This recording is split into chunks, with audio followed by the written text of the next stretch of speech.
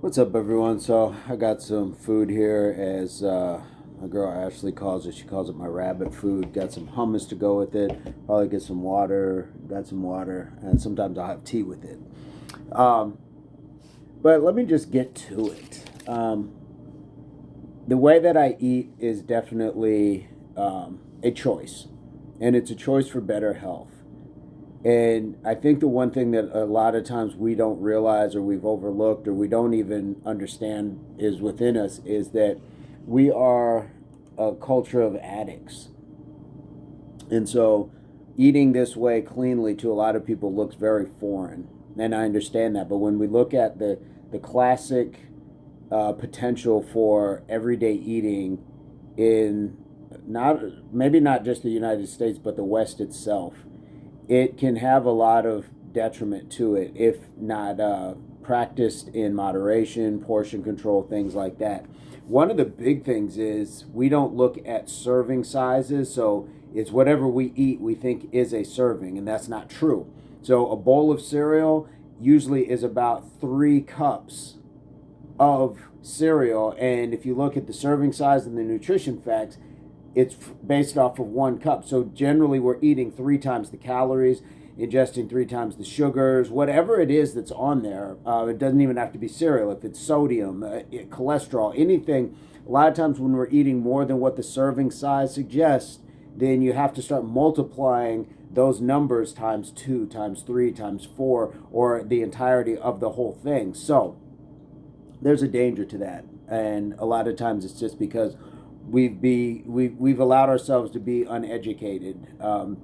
I will say that we have choices, but a lot of times if you don't know where to start, or if the people that raised you didn't know where to start, things like that, it can be hard. But we live in a day and age where you can learn new dances, you can learn how to change your carburetor, do the caulking in your bathroom, all off of social media, YouTube, things like that. So you do have less of an excuse, but sometimes some people, I'll give it to them, don't even know where to start typing just to ask those questions. But there's people around you, so rather when you see rabbit food or things like that, ask questions of that person. Just like if you saw somebody possibly going into a restaurant and you ask them, hey, how's the food there? Or if you ask for a referral from your doctor to a specialist, you're asking for somebody's opinion who has some expertise in it, or just a more experience than you have. So I say all that to say, we are a culture of addicts, and with addictions, I'm talking sugar and salt, things like that,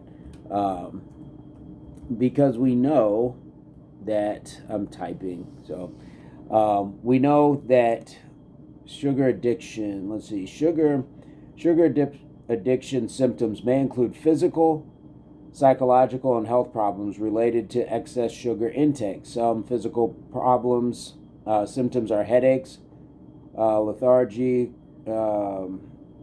cravings, muscle pain, nausea, bloating, insomnia, and stomach cramps. Psychological symptoms are using sugar to cope with stress, boredom, depression, or anxiety. Health problems are type 2 diabetes, high blood pressure, tooth decay, and obesity. Sugar addiction is very hard to overcome because it is 8 times as addictive as cocaine. The best way to give up sugar is slowly, by cutting it back a little at a time. So that part about the street drugs, that's why eating addictively in this society is very dangerous, because when you think of drug addiction, you're thinking street drugs, you're thinking cocaine addicts, crackheads, this and that. But when you look at the way that the brain responds to cocaine and sugar, and the same, from what I understand, it's very similar. So when you see kids running around all ramped up at birthday parties and things like that, is it just possible it's the same effect as going to a nightclub and seeing a bunch of people on cocaine just dancing their brains out? Something to think about. And we are putting that into young bodies, not only physically but psychologically as well. So then you punish your kid for acting a certain way, for acting too wild, or afterwards that crash. It's not cool. Not a good place to be. But they also said the best way to give up sugar is slowly, by cutting it back a little at a time. So that's not just the eating portion, that's the psychological portion, that you're weaning yourself off. Quitting something cold turkey is very taxing. It can be hard. It can be stressful. And if you relapse, then there's a good chance you will not only use what you were using before, but even more to make up. It becomes like a binge sort of thing. The other part that was addressed was the psychological for to cope with stress, boredom, depression, anxiety.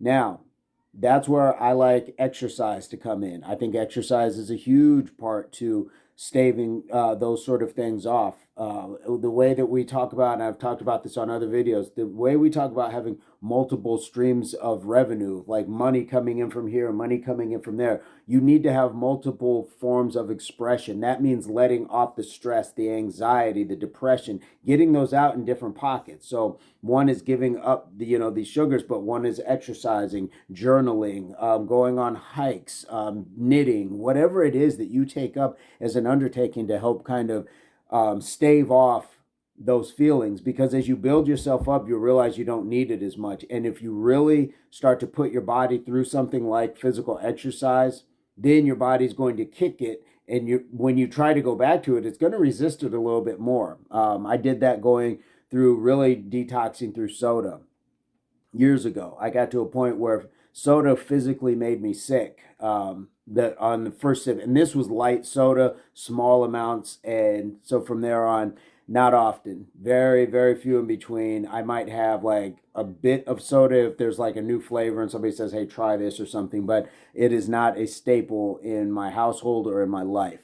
And there's sugar. There's lots of sugar in that. So we are a nation of addicts. And if you grew up at a certain point in time, homes were really bombarded as a campaign into the home through television, through entertainment. And so homes were just, you saw tigers on cereal boxes, you saw dancing, elves with cookies, and you saw all these things, and they made them fun and they made them very driven for children. And so what do parents buy? Generally, a lot of times what their kids want. And so through no fault of their own, did parents, start buying these things? And little did we know. I don't think there were sugar studies like that back then. Maybe there were. I could be wrong. If there is, please drop it in the comments. Links if you have videos, anything that's going to help keep educating everybody along these lines. But I say all that to say, we grew up that way, and not until maybe in the last 10, 15 years did it get to a point where we started realizing the ill effects of things like fast food, the addictive properties that it can have, and the long-term health effects. So when we think of cirrhosis of the liver, you generally think of that as somebody who's an alcoholic. But then we were seeing that people are having these sort of same problems from eating these foods. So this doesn't look so bad.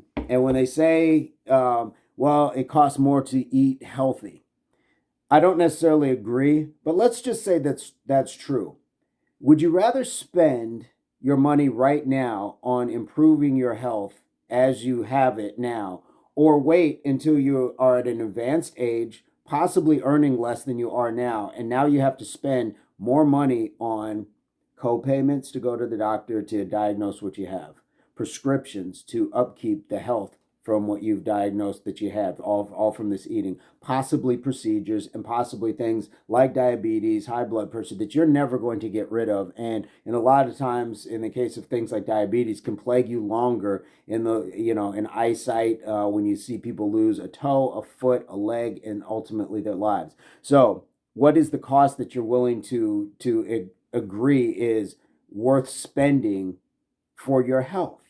Not only for your health, but for the psychological health of your family members, to not see you go through these sort of things. So when we talk about obesity, we have a very obese nation. Let me look this up real quick.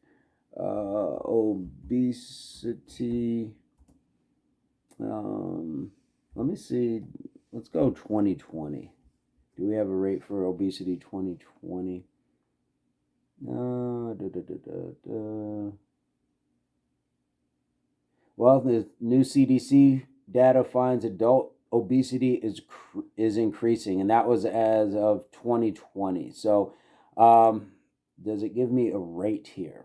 That's kind of the hard part about this. There's so many studies. 2019 adult obesity prevalence map shows that 12 states now have an adult obesity prevalence at or above 35%. Alabama, Arkansas, Indiana, Kansas, Kentucky, Louisiana, Michigan, Mississippi, Oklahoma, South Carolina, Tennessee, and West Virginia. This is up from 9 states in 2018 and 6 states in 2017. So, they will also go on to break down adult obesity prevalence by race, ethnicity, and location. So there's a lot to it. There's a lot to it. So we have a real problem uh, in this nation, and it's rabbit food. Won't be the beat all end all, but it's a start. And getting moderate exercise, it's a start. You don't have to go out and become a CrossFit champion. Just go start walking your block once a day. My neighbors have started undertaking not only doing away with, I believe it's drinking and smoking, but I see them walking and they already look better. And this has only been like 2 weeks. So it doesn't take long for the body to respond to what naturally it should really, be putting itself through, or what we should be putting the body through. We put it through way too many hard things, recreationally, psychologically, all of these different ways that we really tax the body. So we just got to get back to a good spot. But getting back to the food, getting back to the eating, I know it's not for everybody, but you got to give yourself a real shot in life. The same way you give yourself a shot in life by saying, I need to go to school, be educated so I can get a good job, or I need to marry the right person, or be with the right person, drive the right car, live in the right house, the right neighborhood. All of these things to give yourself a shot to have the best experience for that. Do that with your health as well. Um, I don't know that I have a whole lot more, but I do believe that a lot of you have an ace up the sleeve. Advice, comment, experience. Where are you at on your health journey? And by health journey, I mean total health, mind, body, and soul. But if we're talking just about starting with the physical, have you undertaken a better eating program, or are you struggling with that? What's going on there? Have you reached out to people? Who have you reached out to? What are you seeing a nutritionist? Do you have a trainer in the gym? Do you have a support system? Because all of that is extremely important in order to get yourself to those places. So I know I'm kind of drifting on my subject. I started on food, now I'm talking about other areas, but still therapy as well, being able to have people that you can talk to about your struggles with the exercise, with the eating. It's all total health, mind, body, and soul. So you do have a legitimate shot at having your best life experiences, and not only for you, but for your kids, but for your significant others, for your parents, for your siblings, people who don't want to see you go through these things. So I know that we have a large culture of eating, and we see so much as far as you can supersize things. You get two for this amount, and it sounds like it's really great as far as saving money and getting the best bargain and all these things. But in the long run, it's a really slippery slope. And I'm all for moderation. I'm not saying that I don't have cake, or I don't have cookies, or I don't have those things, but it's not an everyday part, and it's more of a reward, just like going out and buying a pair of shoes. For some people, going on a vacation, let yourself earn those things the same way you go on a vacation. You earn it because you saved up your money. Buying a pair of shoes, you earned it because you saved up your money, or you reached a goal, and with a new outfit. Well, I feel better, I lost those 10 pounds, so rather than go have a cake or go treat myself to an extravagant nutrient rich dinner or calorie rich dinner, I'm going to go buy an outfit. I'm going to keep this going. So there's different ways to reward yourself, but the best place to start is just in your mind, and the best time to start is now. And I know that's not easy for a lot of people, but this is what the comment section is for. This is why I hope to hear from some of you guys and really be able to contribute to other viewers, and we can go from there. So I'm going to leave it at that. I'm going to get to some of this rabbit food, and really just keep trying to do the best that I can every day. That's really all that we can ask. All right, guys. So again, as always, I hope this finds everybody in a total place, pursuit or the beginnings of your journey, and hopefully this video helped. Leave a like, comment, subscribe to the channel, all that stuff if it did. But it finds you in total health, mind, body, and soul. So we'll see you soon. And oh, you can always go check out Impact Athletics Association. I'll leave links in the description for that as well. And we'll talk to you soon. Peace, love, unity, solidarity.